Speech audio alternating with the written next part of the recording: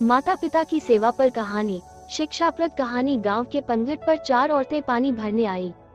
पानी भरते भरते वे एक दूसरे से बातें करने लगी। चारों के एक एक पुत्र थे। बातों बातों में उन्होंने अपने पुत्रों के गुणों का बखान करना प्रारंभ कर दिया। पहली औरत बोली, मेरा पुत्र बहुत सुरीली बांसुरी बजाता है। जो भी उसकी बांसुरी सुनता है मंत्रमुग्ध हो जाता है। मैं ऐसा गुणवान पुत्र पाकर बहुत प्रसन्न हूँ। दूसरी औरत बोली, मेरा पुत्र बहुत बड़ा पहलवान है। इस गांव में ही नहीं बल्कि दूर दूर के गांव में उसकी बहादुरी का डंका बजता है। ऐसा गुणवान पुत्र भगवान सबको दे।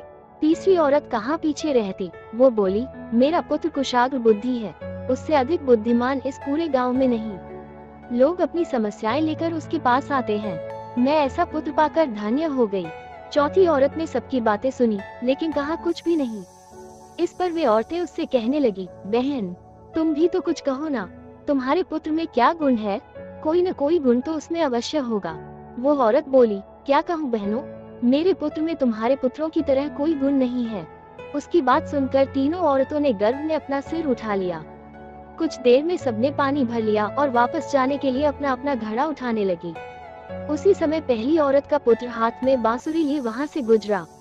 उसने देखा कि उसकी माँ पानी से भरा घड़ा नहीं उठा पा रही है, किंतु वो यह अनदेखा कर बांसुरी बजाते हुए वहाँ से चला गया। दूसरी औरत का पहलवान पुत्र कुछ ही दूरी पर मुद्गर घुमा रहा था। उसकी माँ कुएं से घड़ा उठाकर जैसे ही उतरी, उसका पैर फिसल गया। किसी प्रकार वो संभल गई, किंतु पहलवान पुत्र अपनी माँ को नजर उठाकर देखने के बाद भी उसके पास नहीं आया और अपनी कसरत में लगा रहा। तीसरी औरत का पुत्र भी वहाँ से किताब पढ़ते हुए निकला।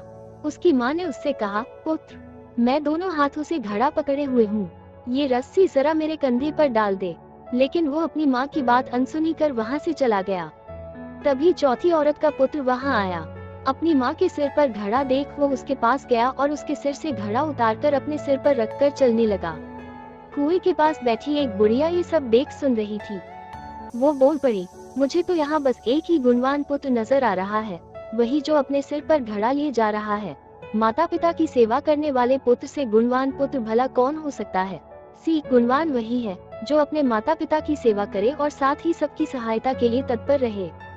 अगर आपको ये कहानी अच्छी लगी है तो इस वीडियो को एक लाइक करें और चैनल पर नए हैं तो चैनल को सब्सक्राइब करें। धन्यवाद।